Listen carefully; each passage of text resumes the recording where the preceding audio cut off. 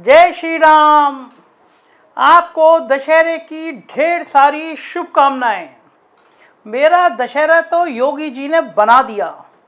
इतना बढ़िया photo tweet किया भारतीय जनता पार्टी ने कि मैं सुबह से बस घर पे नाचा नाचा फिर रहा हूँ। मेरी बीवी बोली तुम्हें हो क्या गया है, ऐसा लग रहा है बिल्कुल छाती तोड़ डालो कि इतने खुश क्यों। मैंने कहा वो गाना है ना, मेरे पैरों में कोई घुंघरू बंधा दे फिर कोई मेरी चाल देख ले। तो ये फोटो जो था ना आज इतना प्रतीकात्मक था। अपने योगी जी यूं करके तीर लिए हुए थे और तीर जो है रावण की तरफ जा रहा था। मतलब ऐसा लगा प्रभु श्री राम इस धरती पे आ गए हैं। भारतीय जनता पार्टी ने यूं तीर उठाया तो मुझे तो बस एक तरफ से योगी जी दिख रहे थे, दूसरी तरफ से भगवान राम दिख रहे थे। और पहले पहले लोग कहते थे कि मोदी जी भगवान विष्णु का अवतार हैं, लेकिन अभी तो आजकल योगी जी ज़्यादा बड़े वाले भगवान नजर आ गए हैं। हम लोग कई बार भगवानों में भी कंपटीशन करा देते हैं ना कि हनुमान जी ज़्यादा ताकतवर हैं, रामचंद्र जी ज़्यादा ताकतवर हैं, शिव जी ज़्यादा ताकतवर हैं। इस तरह की बातें तो करते ही करते हैं ना। तो मुझे तो भैया आज अपने योगी जी का जो वो तीर वाला था ना, वो प्रभु श्री राम के दर्शन हो गए, बस दिन बन गया। और पता है रावण के चेहरे पे वही नाम लिखे थे जो जो योगी जी ने निपटा दिए 4.5 साल में। तीर चलाया छड़ाक, नाम पता क्या लिखा था मैं आपको बताता हूँ, भ्रष्टाचार। एक रावण का सिर था भ्रष्टाचार। योगी जी ने तीर चलाया, धड़ाम, गायब है भ्रष्टाचार उत्तर प्रदेश से। दूसरे और तीर लंबा सिर था, उसमें लिखा था गुंडा राज। सब गुंडे भाग गए यूपी छोड़ छोड़ के, हिम्मत नहीं है, जमानत करा रहे हैं और भाग जा रहे हैं। तीसरे में लिखा था घोटाला। अरे ये क्या होता है, योगी जी के राज में घोटाला? सवाल ही नहीं है साहब, सवाल ही नहीं है। अपराध गायब उत्तर प्रदेश, राम राज्य उत्तर प्रदेश में, योगी जी का तीर, और फिर कहाँ अपराध बचेगा। जंगल राज, अरे पहले होता था जंगल राज, अब कहाँ, तो राम राज्य उत्तर प्रदेश में। तो रावण का 5वां सिर भी गया। 6ठे सिर पे लिखा था धांधली। अरे काय की धांधली, इतनी ईमानदार सरकार, काय की धांधली, गया सिर। 7वां तुष्टीकरण, हिंदुओं की सरकार है तो काय का तुष्टीकरण, कोई तुष्टीकरण नहीं। कोरोना, अरे साहब क्या जबरदस्त मेहनत की है मुख्यमंत्री जी ने। कोरोना में खुद बीमार थे तब भी गए, जगह जगह दौरा किया। और वो व्यवस्थाएं कि पूरी दुनिया ने, अभी IIT ने किताब निकाली कि अरे क्या जबरदस्त ये काम किया है कोरोना में। और जबरन धर्मांतरण है, किसी की हिम्मत करा के दिखा दे धर्म परिवर्तन। मैंने कहा आज ननकू को बुला लेते हैं, मौका बढ़िया है ना। सुबह से फ़ोन किया, मैं आ गया ननकू। मैं कहा ननकू भाई ले समोसा खा, जलेबी खा, और आज शाम को तुझे मैं दावत भी खिलाता हूँ। मेरे पड़ोसी हैं, डॉक्टर साहब हैं, वो आज बहुत बढ़िया दावत दे रहे हैं। तो मैंने कहा चल मैं तुझे दावत भी खिलाऊंगा रात में, लेकिन आज शांति से बात करना, चिल्लाना मत। और मैंने साहब एक सांस में वो रावण वाले सीन दिखा दिए। ननकू बोला कि एक काम करते हैं, एक एक कर मुद्दे पे बात कर लेते हैं, लड़ने लड़ाने की बात नहीं है। बोला पहला सिर है भ्रष्टाचार का। जरा दिल पे हाथ रख के बता दो, गोदी मीडिया की तरह बात मत करना। कौन सा विभाग ऐसा है जिसमें कमीशन का रेट 5% बढ़ ना गया हो? पूरे उत्तर प्रदेश का एक विभाग बता दो। और तुम्हारे 2 सिर को जोड़ के मैं एक बार बात कर लेता हूं। घोटाला, बोले मुझे पता था, तुमने क्यों बताया, मैं लिख कर लेकर आया हूं। बोला भ्रष्टाचार और घोटाला, इन 2 को और धांधली, इन 3 को जोड़ के मैं बात करता हूं। कोरोना में पूरी दुनिया में तिराही मची थी, लोग मर रहे थे, बीमार हो रहे थे। उस समय में तुम्हारी सरकार ने घोटाले में करने में कोई कसर छोड़ी नहीं। 800 रुपए का ऑक्सीमीटर 4000 रुपए में खरीदा गया। पूरा रिकॉर्ड है, झांसी से लेकर लखीमपुर तक रिकॉर्ड है। 800 रुपए का ऑक्सीमीटर 4000 रुपए में खरीदा गया। 1800 का थर्मामीटर 4500 रुपए में खरीदा गया। है कोई जवाब? यूपी मेडिकल कॉरपोरेशन का जो एमडी थी मैडम, नाक के नीचे मास्क से लेके, दवाओं से लेके और उपकरणों तक जम के बेईमानी के भट्टे बैठ गए। रिकॉर्ड टूट गया। मैं बाकी विभागों की बात ही नहीं कर रहा हूं। हुआ, संजय सिंह ने लाइन लगा के बता दिया कि कोरोना काल में कितनी लूट मची है। वेंटिलेटर 30 गुना दांव में, लोकायुक्त ने जांच शुरू कर दी और तुम रावण का तीर चला रहे हो। असल में तुम जैसे गोदी मीडिया, और तुम गोदी मीडिया के जरिए लोगों को भ्रमित कर रहे हो, झूठ बोल रहे हो। जितने सिर है ना, जितने सिर की कहानी है, वो सारे और पैदा हो गए इस सरकार में। मैं कहा ननकू यार तू तो फालतू की बात करता है, तेरे को हर विषय में बुराई नजर आती है। एक बार थोड़ा दिल पे थोड़ा शांति रख के देख, कितना भव्य रूप है। यूं करके तीर चला रहे हैं योगी जी, एकदम भगवान राम का अवतार लग रहा है, तू पता नहीं कहां कहां है। ननकू बोला काश मैं भी मान पाता कि वास्तव में ये तीर भ्रष्टाचार पर लगा है। कुंभ का मेला आयोजन हुआ, तुम्हारी हिंदूवादी सरकार कुंभ के मेले में नाक के नीचे एक आईएएस अफसरों के करोड़ों रुपए की हेराफेरी कर दी गई। कैग की रिपोर्ट गवाह है, सीएजी की रिपोर्ट गवाह है कि जितना भ्रष्टाचार इस कुंभ में हुआ पिछले 50 सालों में नहीं हुआ। तुम जिस पिछली सरकार की आलोचना करते हो, जिस आजम खां को तुमने जेल भेज रखा है, वो नगर विकास मंत्री था, उसने कुंभ कराया, 1 रुपए का भ्रष्टाचार का आरोप सामने नहीं आया। हार्वर्ड विश्वविद्यालय ने अवार्ड दिया, बुला के विदेश में सम्मान किया कि कुंभ कितना शानदार हुआ। और तुम्हारी हिंदूवादी सरकार मोटरसाइकिलों के नंबरों पर ट्रैक्टर की मिट्टी डुलाई गई, कागजों में उपकरण खरीद लिए गए, कैग की रिपोर्ट विधानसभा में रखी गई, पोल खुल गई।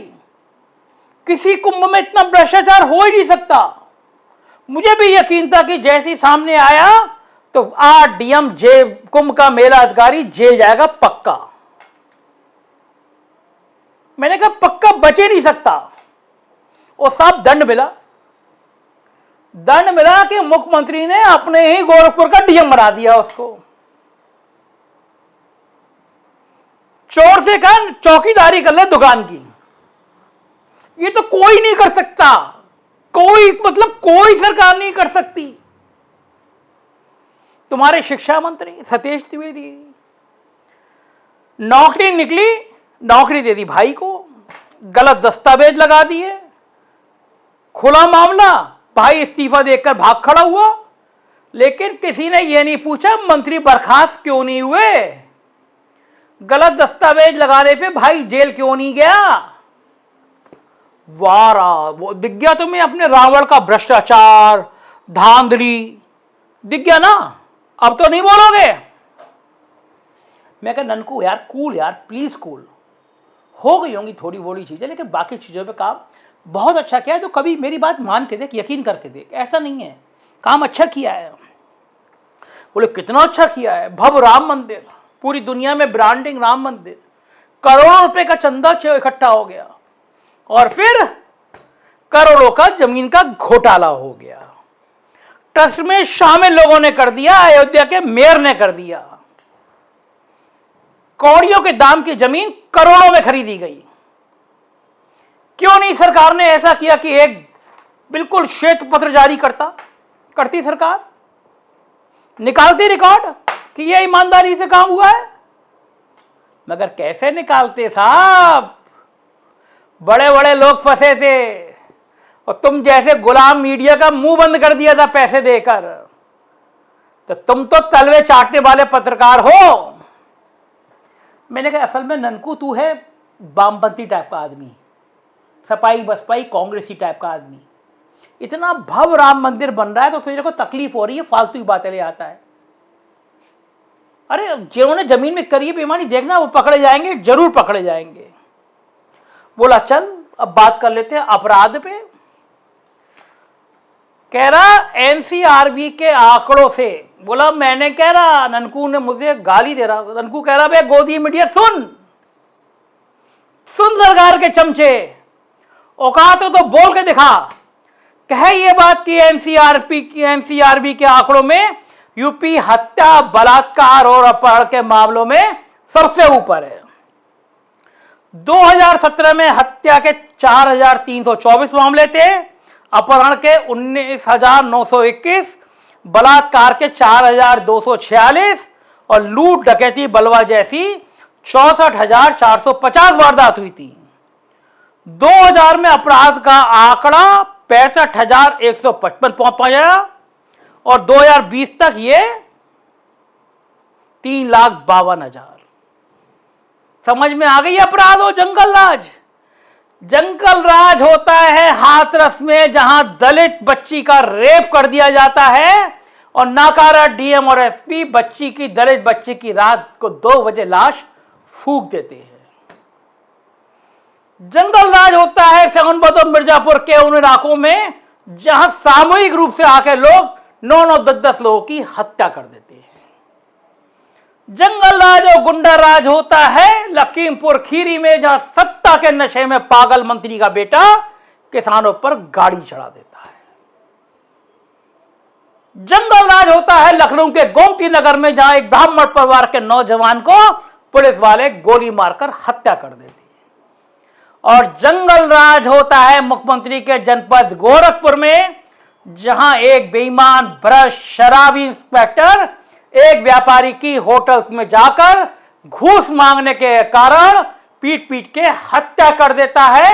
और उससे भी जंगल राज तब होता है जब दोषी पुलिसकर्मी पे 1 लाख का इनाम घोषित हो जाता है, मगर वहां के एसएसपी को सरकार हटाने की हिम्मत नहीं करती है, क्योंकि वो सांसद का दामाद होता है।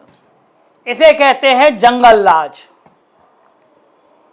तुष्टीकरण, कौन सा तुष्टीकरण पहले हो गया था और कौन सा तुष्टीकरण इस सरकार में नहीं हो रहा? एक घटना बता दे। जिले जिले में बूझड़ खाने चल रहे हैं, पुलिस की आमदनी बढ़ गई है। कागजों में वोट बैंक बढ़ाने में, ये कहने में मुल्ला ठेर टाइट हो गए। ये डायलॉग तो अच्छा लगता है, वोट बैंक तो बढ़ जाता है। इस तुष्टीकरण से तेरे और मेरे घर में कोई फर्क पड़ जाएगा? अबे गोदी मीडिया समझा लोगों को, ये हिंदू मुसलमान भारत पाकिस्तान तालिबान करने से घर के बच्चों की दवा ना मिल जाएगी, पढ़ाई की फीस नहीं मिलेगी, अस्पताल नहीं मिलेगा।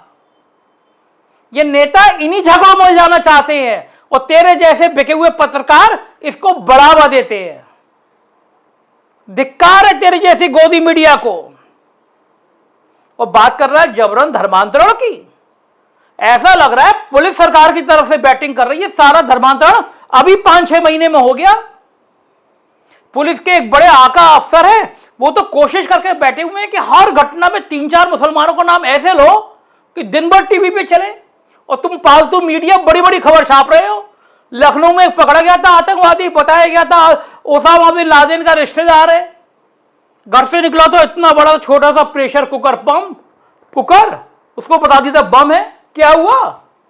कुछ पता चला? आगे अखबार में चल गया, टीवी में चल गया, लोगों में भड़क गया। ये पुलिस वाले 5 महीने से धर्मांतरण पे इतने एक्टिव क्यों हो गए? उन्हें पता है ऐसा करने से थोड़ा कार्ड चल जाएगा।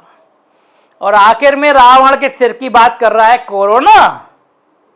अब एक गोदी मीडिया, 2 कौड़ी के पत्रकार, दलाल पत्रकार, भाड़ पत्रकार किस मुंह से कोरोना की तारीफ कर रहा है? पूरी दुनिया में इतना भीभत्स कोरोना का रूप नहीं होगा जितना उत्तर प्रदेश में था। अबे 2 टके के पत्रकार, तेरी सरकार झूठ बोल रही थी और तेरी जवानी निकल रही थी। तेरी राजधानी में लखनऊ में लाशों के ढेर लग रहे थे, लाशों की संख्या छुपा रही थी सरकार, और तेरी आवाज नहीं निकल रही थी। पूरी दुनिया में नहीं हुआ था कि लाशों को छुपाने के लिए टेंट की दीवारें खड़ी कर दी गई और टीन की दीवारें खड़ी कर दी गई हो। गंगा के तट पे लाशें बहती आ रही थी। बलिया के बॉर्डर पे बिहार में नदी में लाशें बहा दी जा रही थी। बिहार पुलिस ऑपरेशन करके पकड़ा कि यूपी में लाशें बहा दे रही हैं। इलाहाबाद में लाशों से रामनवमी खींच ली गई, लाशें कुत्ते खा रहे थे। ऑक्सीजन, दवा, वेंटिलेटर के परेशान थे और मंत्री कह रहा था ऑक्सीजन हर जगह है।